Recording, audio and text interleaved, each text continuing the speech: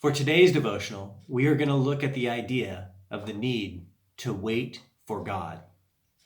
I want to ask you, what are you waiting for? What things are you anticipating to come? What is your greatest expectation or anticipation? Everything we wait for will let us down except for God. The hope of a new job, whether we get the job or not, it will let us down.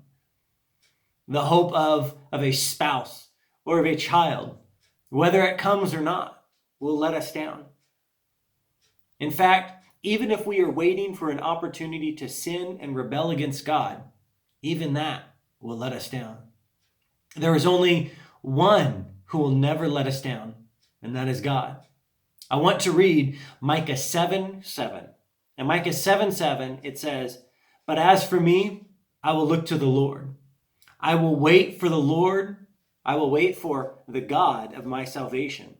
My God will hear me." Right here, we see how to wait. Right here, we are given not just the fact that this prophet will wait for the Lord, will wait for God, but in fact, he tells us how he will wait for God.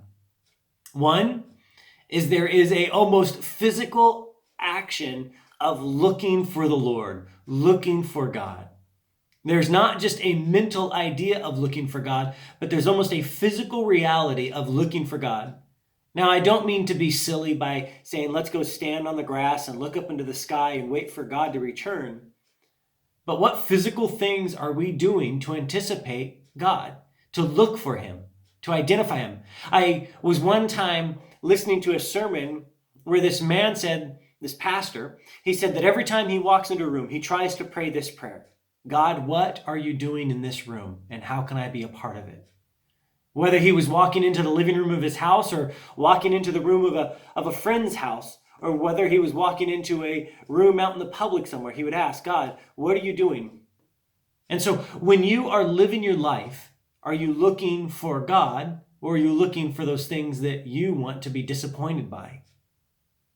What do you mean looking for the things we want to be disappointed by? If we look for anything except for God, we are just looking for things that will disappoint. But if we are looking for God, he will not disappoint. Two, how do we wait for God? We trust him for our salvation. We look to him for our salvation. We don't look to our own means and our own modes. Now, that does mean that when we are standing on the tracks of a train and we hear the whistle blow of the train, we do need to move. We do need to step off of the tracks, but we need to understand that our life is completely dependent on God's saving grace. There is nothing that we can do in this world that will sustain our life. It is only by the grace and the sovereign, gentle kindness of God that we are saved, that we are sustained. So instead of looking to our own means and our own modes, instead of stockpiling money and toilet paper and books and toys and all the things that we can try to stockpile in our lives, instead we look to God for our salvation. The reality is, even if we die as poor, homeless individuals starving on the road, we will enter into a world, into a reality, into a kingdom of eternal salvation.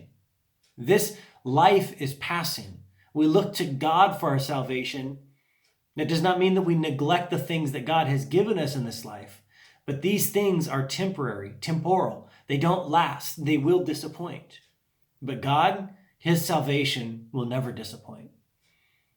And last, pray to God. Spend time in prayer. When you are eager to see someone again, what do? You write letters, you send text, you send messages, you make phone calls, you anticipate eagerly their return. So how is it that you are preparing to see God? And I encourage you, pray to him. Don't just say, God, I want this, I want that, but spend time in God talking to him. What's going well in your day? What's not going well in your day? Talk to him about the needs of others and the delights of things. Spend time not just asking from God, but speaking to God, telling him about who you think he is. When we think of a grandparent and we talk to them, what do we say? We don't just say, where is my Christmas present? Where is my birthday present? But we say, Grandma, Grandpa, I love you. I like you. Grandma, Grandpa, I like the way you make cookies. We in simple ways, as small children, say these things to a grandmother and grandfather.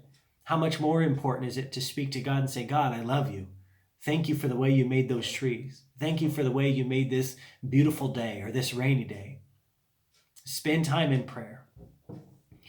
I want to encourage you that in this life of a massive amount of disappointment that will be poured upon you from the day you were born until the day you die, instead of looking to the things that disappoint, don't waste your life waiting for another disappointment.